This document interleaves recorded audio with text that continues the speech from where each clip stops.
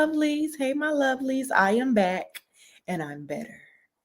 All right. So we're going to go through Paradise Season 1, Episode 2, Sinatra. Okay. And then I got to go pick up my dog.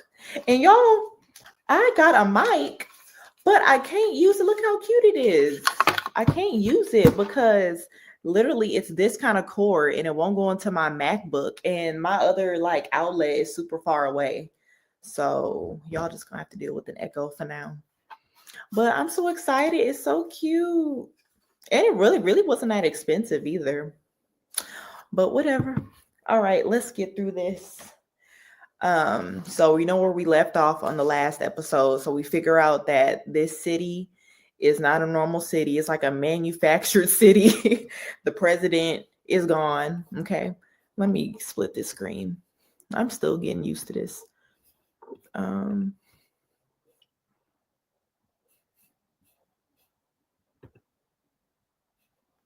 I like that one better. Nah. My bad. I'm trying to finagle. Okay, I think that looks better. But yeah, so this city is not what we think it is, okay? And remember, Sinatra is this lady with the bob on the right, okay? So your name B.O.B., so you're calling you Bob.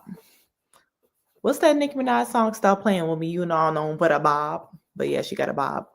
So let's just go to her picture right now because this is her episode, y'all. All right. So this episode starts off and it's called Sinatra, right? Okay. So, and I'm looking down. I'm used to being able to have my phone stuck up, but since I got these notes, I feel like I'm looking down. But so 12 years earlier from present day, we meet Agent Sinatra, okay? She's hosting this meeting, right? And it's a meeting of the world's smartest people. And then she flies them on a private jet to Colorado. And there's this one guy, he has glasses or whatever. And he is a architect and a urban planning, I think, person. But he has to be the best if he's at this meeting. But he's having airplane flying fright, right? And shouldn't we all right now? But he's scared on the plane and she knows who he is. So she goes up to him, right?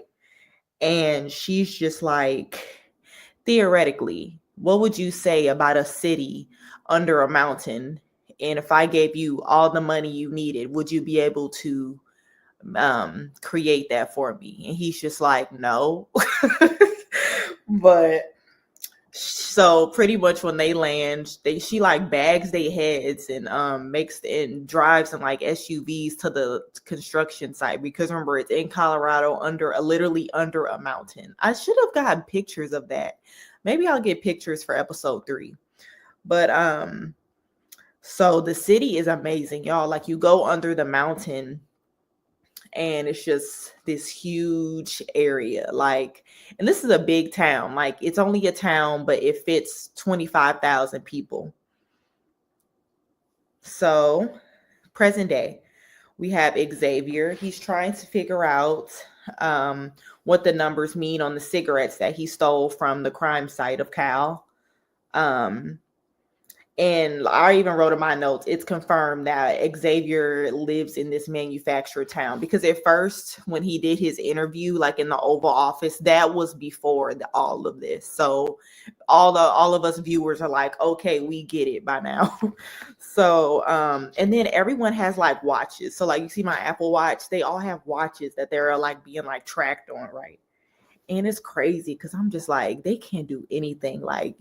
People literally know where you are at all times. Your phone is probably that watch. The way you get into your house is on that watch. You get your news through that watch. But we see that she's married with one child present day. And oh yeah, and then she goes back to this this scene with her husband, and I wish I got her husband's name, the actor, because he looks very familiar. But she has so you saw she has the bob, right here. So hear my theory. Do not trust anybody with a blonde to brunette bob in a dystopian type of show like this. They're never trustworthy ever. This lady, this lady has no soul, okay? But I'm gonna get into it. But so later, like it goes to a flashback, right? Of back then, and she meets her husband, well, her soon to be husband, but she, I guess, is already rich, and she's just at a bar and she's just like, "Can I get your finest glass of champagne?" And the bartender's like, "No, I can blow bubbles and like your wine." And the guy who ends up being her husband is like sits next to her. He's just like, "Oh, you're celebrating like a big occasion." And she's like, I I am gonna be worth $14 billion. I'm just like, who in the hell is telling a random man that at a bar? I'm just like, what? I would never do that. Okay.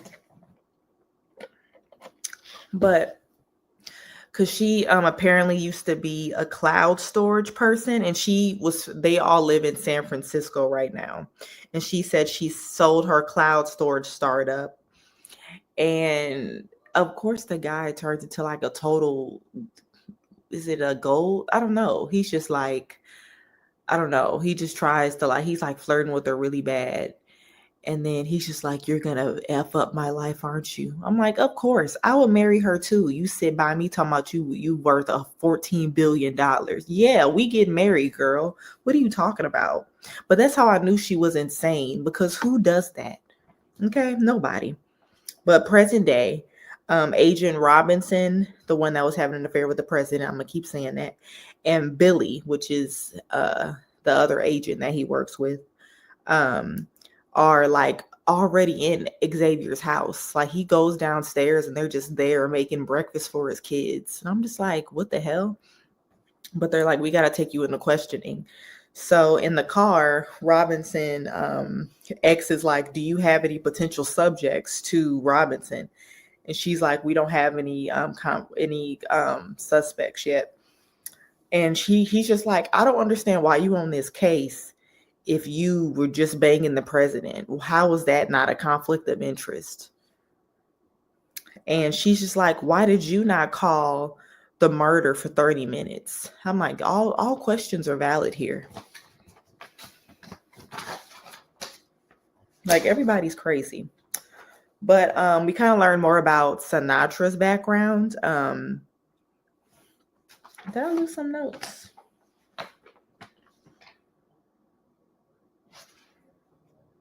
I don't think so.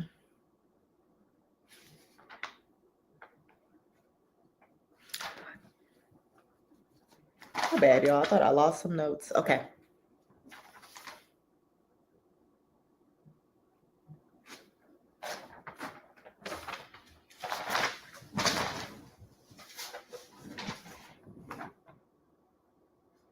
Yeah, y'all. I'm never typing notes again, because this is so silly. Okay. I got my notes now. So we learn more about Sinatra's background, right? So back then, she has two kids. She was like really close to her oldest son.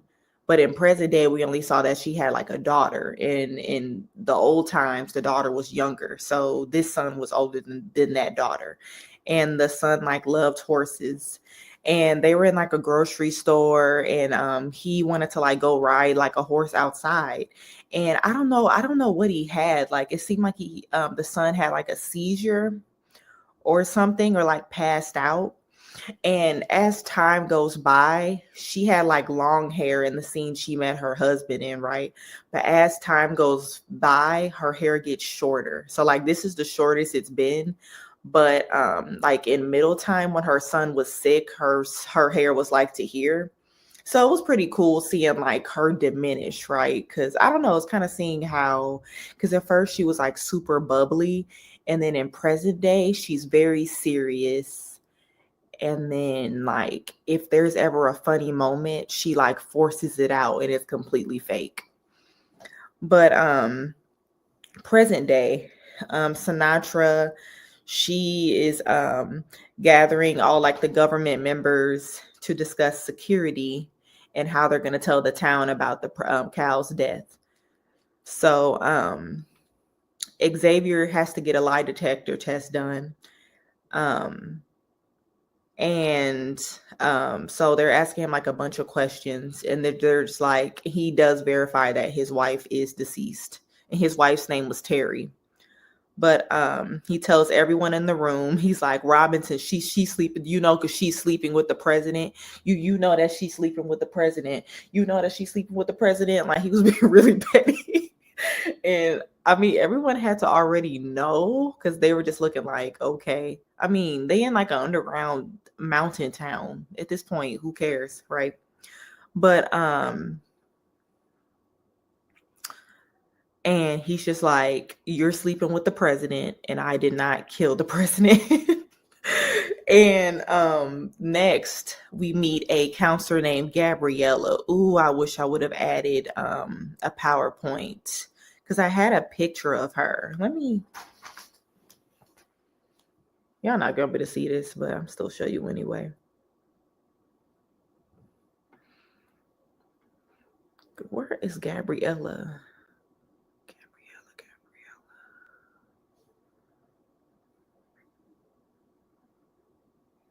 Okay, y'all, this is Gabriella.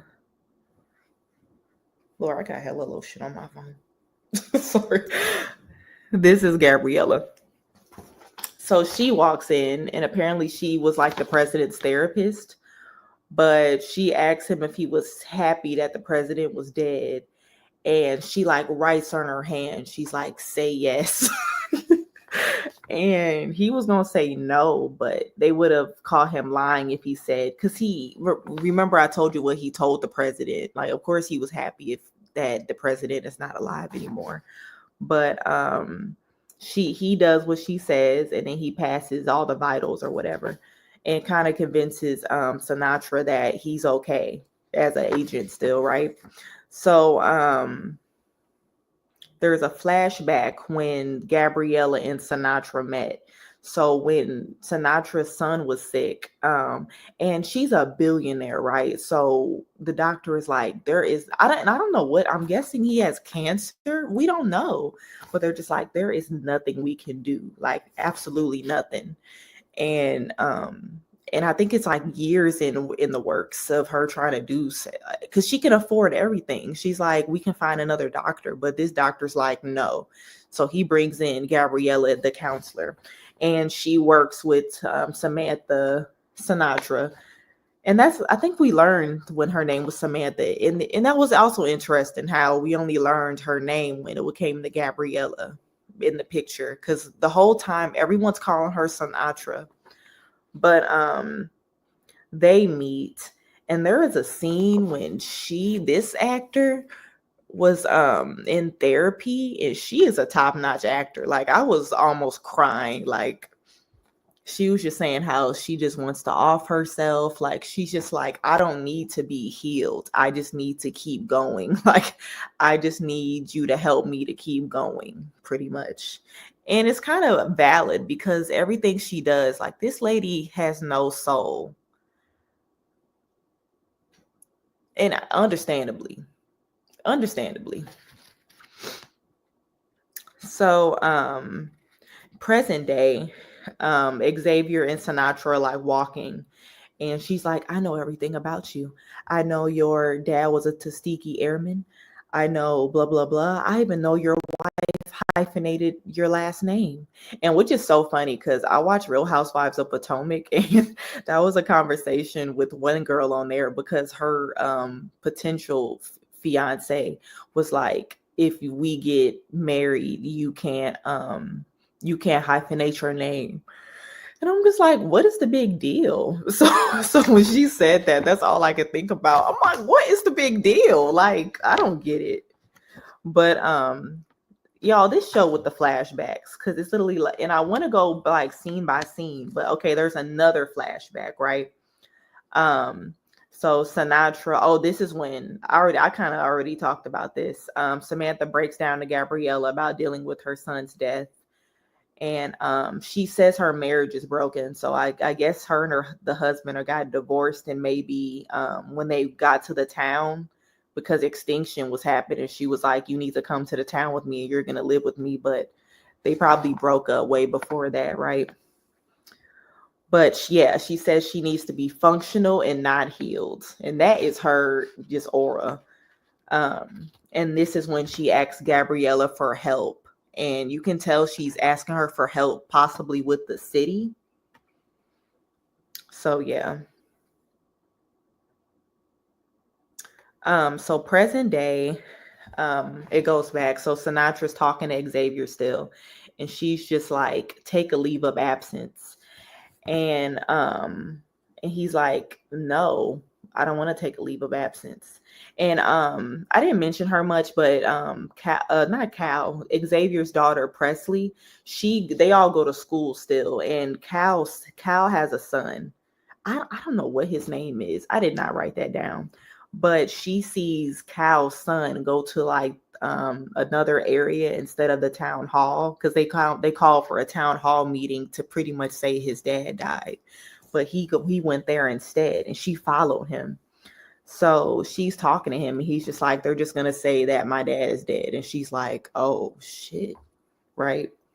So, and this scene, so Xavier ends up going to the town hall, and he's like talking to the first lady, and she's like, Cal loved you, blah blah blah. And I don't know, it was kind of flirty a little bit, because she was just like, you're great, you're amazing. It was, I don't know, it was kind of a weird vibe. That's why I'm like, I wonder um what he's mad at him about. We don't know. We really don't know. We don't know what happened with Cal and Xavier and why they're mad with each other. But there's another flashback of Sinatra. And this is very important. So she is like going to different conferences, and we really don't know what her job is. Like, she says she was a cloud storage person, and then I guess she's a billionaire. So naturally, I mean, look at our administration now. You can do whatever you want if you got money. So she, I guess, somehow becomes like a world leader, or maybe she became like a senator. We don't know, or like head of the FBI. We don't know. But she's going to this conference to learn about like the upcoming future. And pretty much it's like an all-day conference. In the last one, there's like nobody there except her, another person, and Cal. And this is years before. So this is like probably like 12 years before the them being in this town, because Cal is a senator here.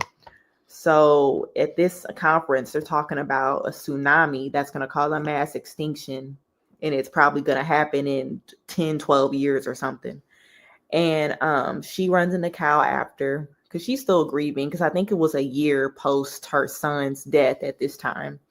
So he gives his condolences.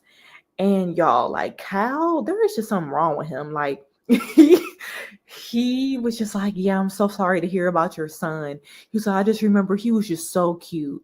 He was so cute. I remember he would play at the sandbox, and he was just throw sand all over his head. He was just so cute. And he kept going on, and she starts crying, because I'm like, she's grieving her son. Like, why are you talking about that? And she's just like, I appreciate this, because no one else talks about him like that. Everyone else is just sad with, I guess. So I guess that's why people like that he's up front. But we find out that Cal, that name is so hard for me to say.